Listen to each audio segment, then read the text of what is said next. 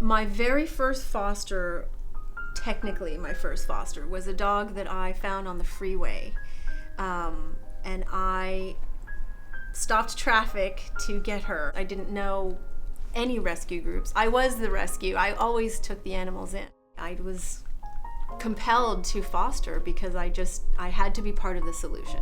I couldn't let that happen. Every morning I get an email with photos of the dogs who are going to be euthanized that day from each of the shelters.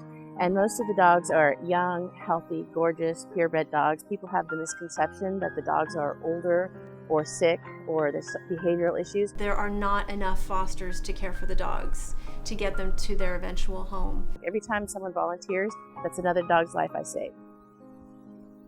I have 3 dogs. These are mine, and this is Arthur, who is a Dexter foster. And Penny is a foster fail. A foster fail is when you foster a dog with the goal of placing them in a home, but you adopt the dog yourself. And a lot of people who do rescue end up being foster failures. I would say that every dog is different, and I've connected with all the dogs in different ways.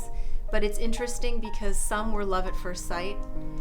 There was just an instant bond. Really, anyone is eligible to foster and would make a great foster parent. You just need some warm place for them to stay. I have 2 jobs during the week, so I have a pretty busy schedule.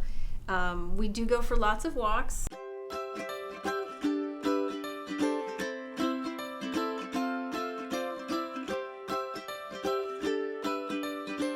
And sometimes we go hiking.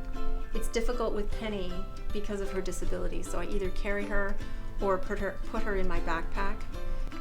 How could I say no to this face? Mainly we just go on long walks. That's our big treat. It's much better for them to live with a family and get socialized. They adopt out better. They refresh themselves on, the house training rules and how to behave, and they don't have cabin fever when they come out of a kennel versus coming out of a foster home.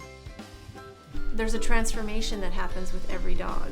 And I think that, for instance, Arthur here, who was definitely abused, if someone, a prospective person or family, had seen him in the shelter, they would have passed him by because he was so shut down from the shelter process and also from his abuse that they would not have seen a dog that was anything worth saving, and in the 3 weeks that I've had him, he's become, a cuddly little love monster. So now I'm able to tell people all about Arthur and how wonderful he is, and his personality has changed completely. And now, people will line up to adopt Arthur, and that's really what it's all about. Anyone interested in fostering can go to our website, which is dexterfoundation.com. Have an adoption application, which we're using as our foster application as well. It has a bunch of questions to ask, and basically the information we use to try to fit the right dog with the right person so that fostering is easy for you.